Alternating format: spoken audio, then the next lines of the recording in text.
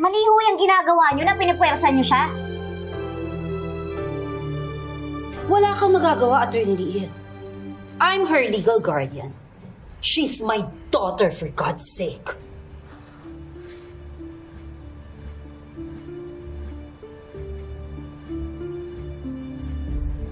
Ano?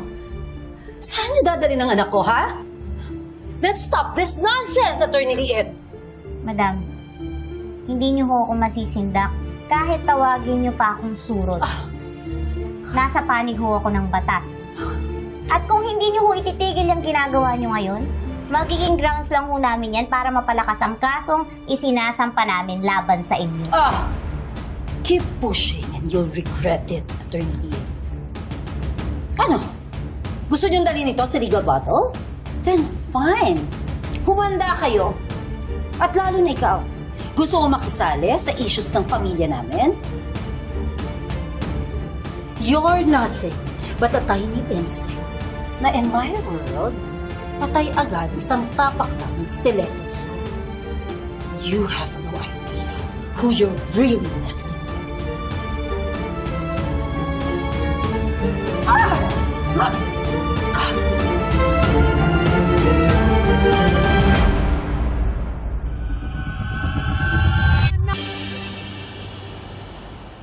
Babe, nasabi ko ba sa'yo na may bagong kaso si Attorney Rona? And she's recommending na ako yung maging co-counsel niya para sa kliyente niya. I mean, what would she ever do without me? Diba? Yeah. Babe, parang ang dami pa pala natin kailangan bayaran. Yung wedding reception venue, yung SDE, tapos yung gown ko pa. In fact, yung binayaran ko na. Yeah, thank you for the update. Pero kasi babe, meron pa tayong SDE, tapos yung full payment pa ng gown ko. Alam mo babe, parang kailangan ko lang gumawa ng spreadsheet para makagawa ako ng rundown ng mga expenses natin. Babe, relax. I can do it for you. May compute ko lahat, pati yung share ng costs natin. Talaga babe? Ikaw yung mag-e-effort sa computation ng expenses natin? Yeah. I'm good with the law and even better with numbers. Compute ko lahat. Kaya ako na bahala. Okay, sige. And I promise na ide-deposit ko yung share ng expenses natin. Then it's settled. Okay. Ako na ayos lahat para sa'yo, babe. Thank you, babe. Anything for you? Our dream wedding, babe.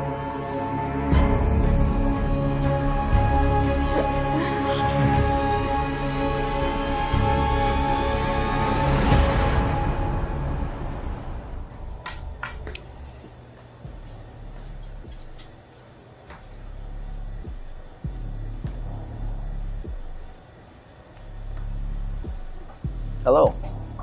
I'm Attorney Renan Alon, and you must be Mrs. Aurora Palacios. So, ikaw pala si Attorney Renan Alon. Please, have a seat. I've heard so much about you. They say you are one of the best. Well, tama naman ang mga narinig mo. Lalo na kapag Keystone ang pag-uusapan. Kaya nga ako nandito because Attorney Rona wanted me to talk to you. Gusto ko makasiguro sa kasong ito. Kaya kung kinakailangan na kunin ko ang lahat as my defense team, I will do whatever it takes to win. Keystone's reputation precedes. Let's just say I've already done my research. At dahil si Lilet Matias ang nasa panig ni Rebecca, I need someone who will look past her physical predicament and not pity her.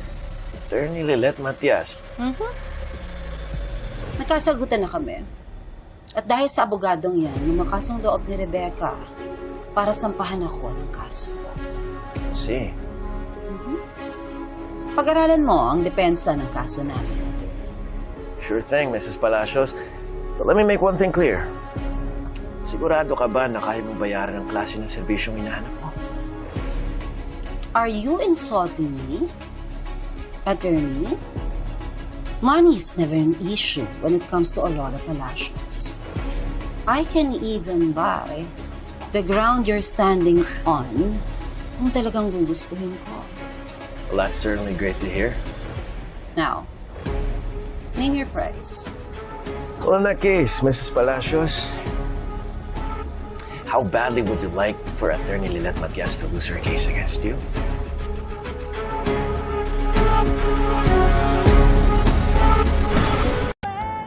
Ang bigat talaga ng sitwasyon ni Rebecca, Kurt. Kasi paano mo nga naman ipagtatanggol yung mga anak mo kung sariling nanay mo yung dahilan kung bakit sila nawala sa'yo? Ang hirap nun. Kahit siguro nasa maayos na silang kalagayan, hindi pa rin nila maranasan yung yakap ng tunay nilang ina. Sakit siguro nun para sa kanya. Masakit talaga yun. Hindi lang para kay Rebecca, kundi para na din dun sa mga bata. Ninakaw sa kanila yung karapatan na maging buo at magkasama. Sigurado ka ba dito? Ang dami pwedeng mangyari, At napaka-komplikado nitong kaso na to. Kahit hindi ko kayang tumalikod eh. Wala namang kasalanan yung mga bata sa lahat ng nangyari. Kung hindi ako yung magiging boses nila, eh sino? Alam ko magiging mahirap. Pero kailangan talaga ni Rebecca ng kakampi ngayon. Buti binigyan ako ng PAW ng special permission to prosecute. Paano kaya magre-react yung kampo ni Aurora Palacios sa lahat ng to? Ano kaya yung magiging strategy nila? Hindi ko alam. Hindi ako pwedeng magpakampante. Kailangan handa ako sa kung anong plano nila. Hindi lang para kay Rebecca, hindi para sa mga bata na rin.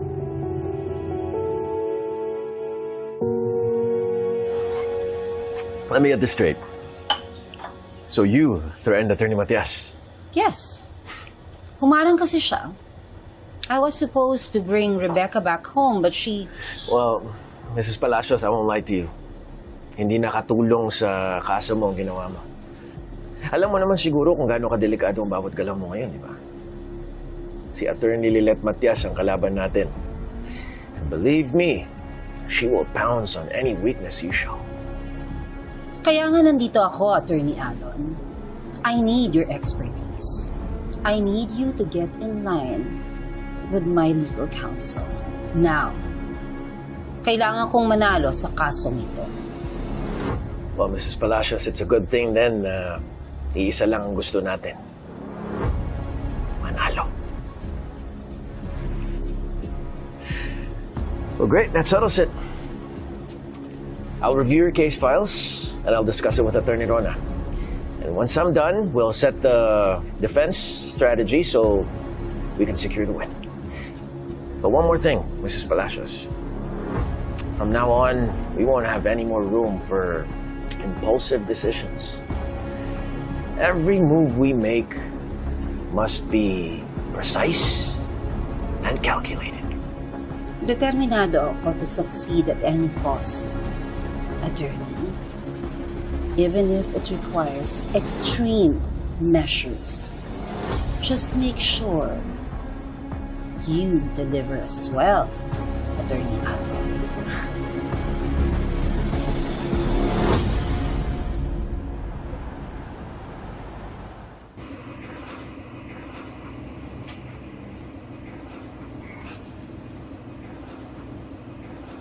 Shall we start?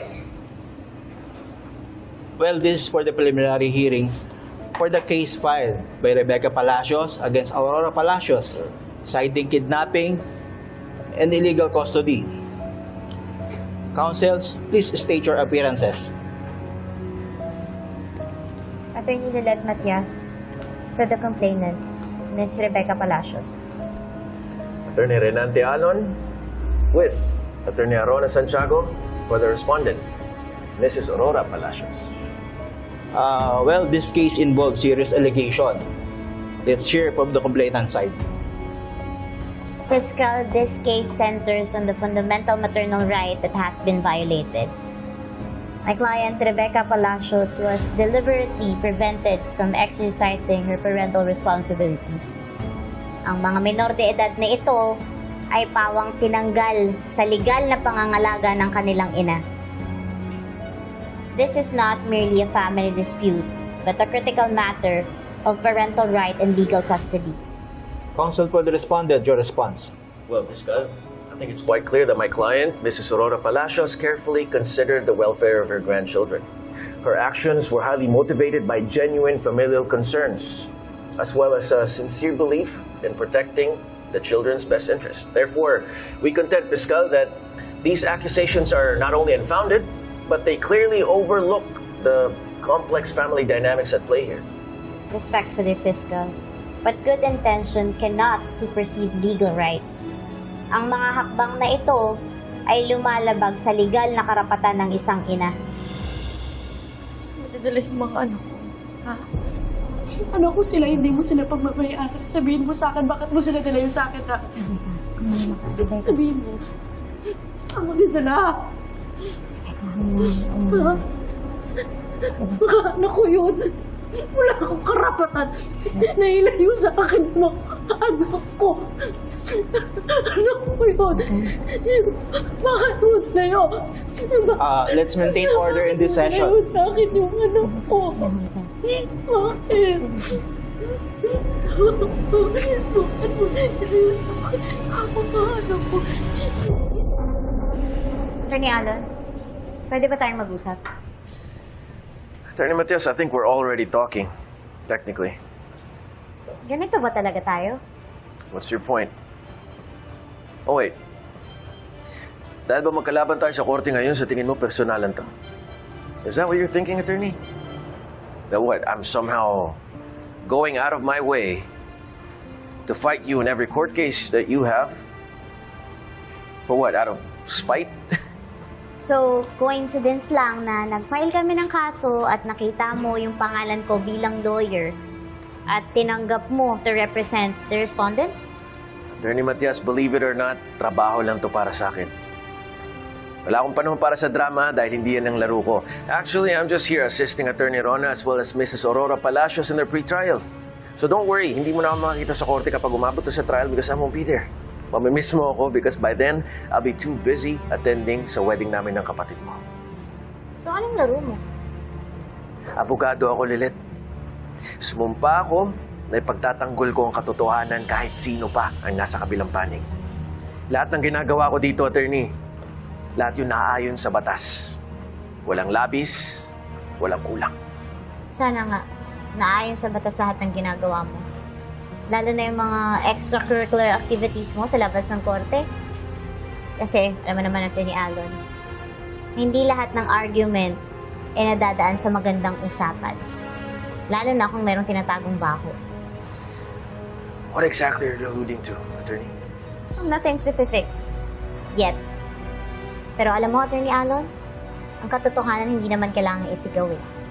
Kusang lumulutang yan. Lalo na sa mga hindi marunong magtago.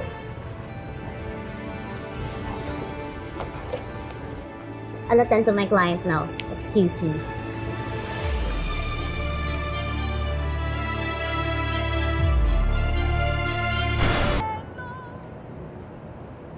Attorney, are you okay? Sorry.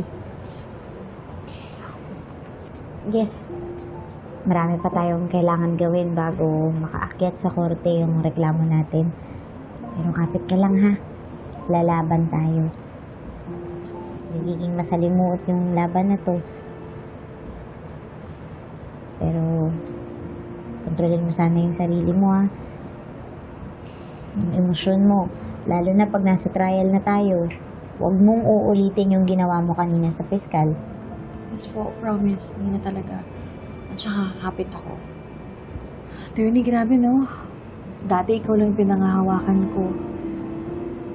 Naalala ko, sabi mo sa akin noon, kung meron ba akong pamilya na matatakbuhan. Buti na lang nag-reach out ako kay Sam. Alam mo, masasabi ko na isa siya sa pamilya ko. Importante talaga yung pamilya eh. Lalo na yung kapatid. Yung kapatid na makakasama mo.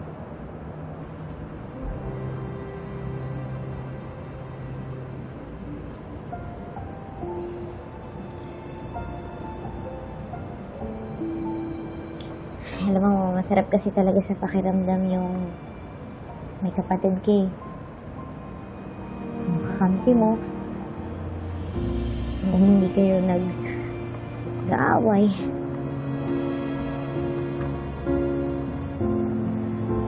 Basta, lalaban tayo ha. Lalaban. Lalaban ako. Soon, makakasama mo na yung mga anak mo. Yes, lalaban tayo. Lalaban tayo. Talaga, attorney, napahinga ko naman ako.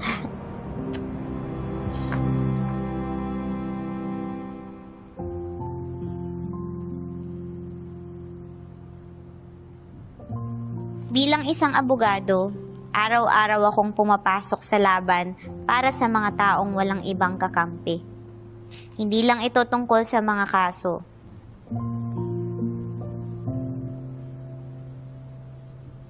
Minsan, pakiramdam ko, ako na rin ang kasama nila sa pagbitbit ng mga sugat at pangarap nila.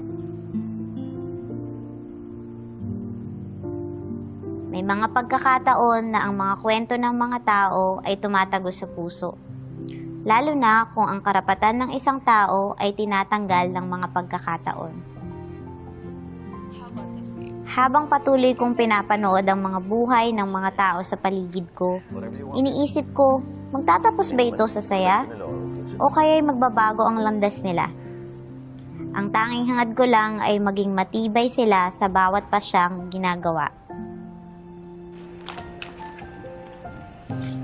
Do you have your other menus, babe? A reading from the letter of St. Paul to the Philippians. Sa lahat ng ingay ng mundo, pananampalataya ang naging gabay ko, ang nagpapaalala na anuman ang hirap, because of your may partnership liwanag with sa the tapat gospel na from the first day paglilingkod. until now.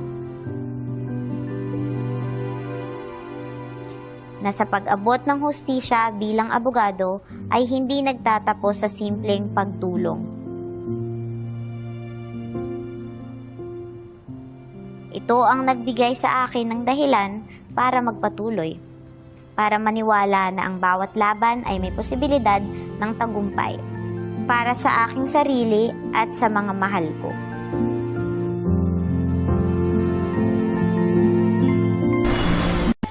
Medyo magulo pa yung kaso.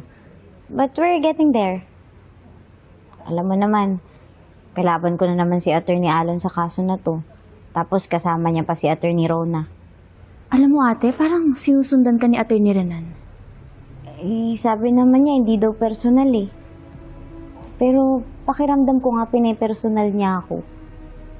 Parang pinipili niya talaga na makalaban ako sa korte. Kamusta na nga pala si Ira? It's not a big deal, pero parang may konting issue sila sa venue. Hindi pa nasa-settle yung payment. Parang may ganun silang issue.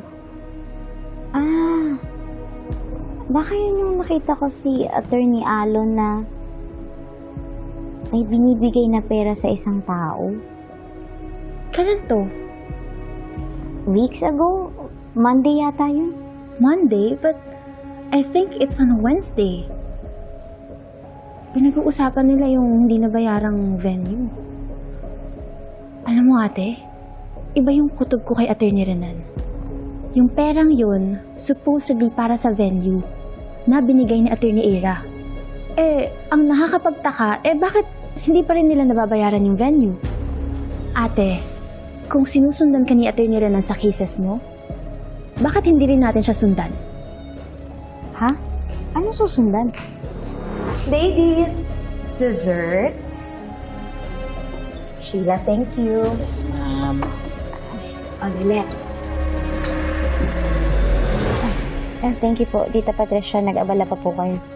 Nako, that's no big deal. Ikaw, Trixie, go ahead and drink. Thanks, Mom.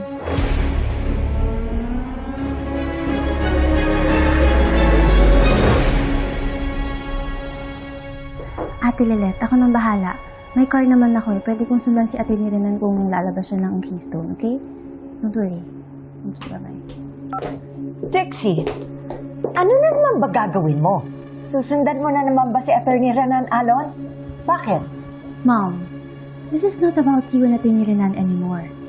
Tinutulungan ko lang si Ate Lilet saka si Ira. It is solely about Atty. Renan.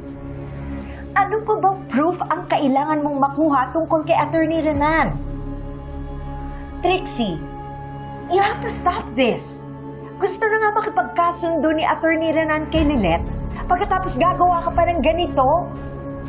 Ay nako, Trixie, alam ko kapatid mo si Lilet. Pero labas ka na pagtungkol kay Renan at saka kay Ira. I'm going to Keystone. Bye. Trixie!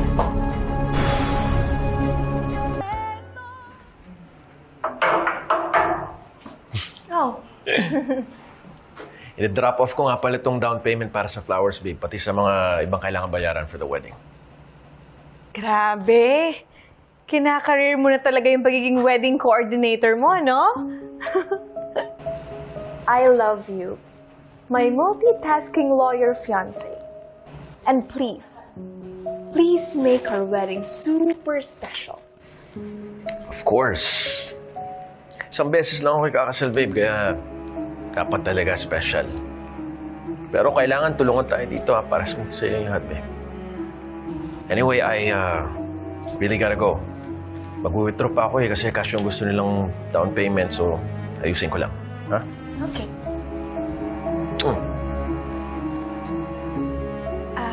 Babe? Bakit, babe? Bahala naman yung titig mo. What's wrong? Eh kasi nalaman ko na kasama mo si Attorney Rona dun sa Aurora Palacios na case. Yeah? Which means you'll be up against Lilet. Bakit mo naman tinanggap yung kaso, babe? You know, I can't say no to Attorney Rona. Babe, trabaho lang naman to. It's not personal. Hmm? Come on, I gotta go.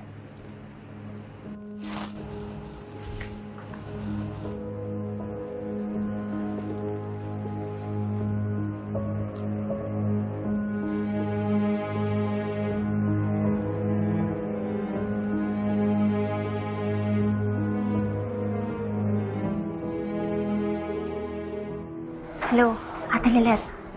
I-message ko sa'yo kung saan kita dadaanan, ha? Susundan na natin si Atty. Renan. Okay? Sige.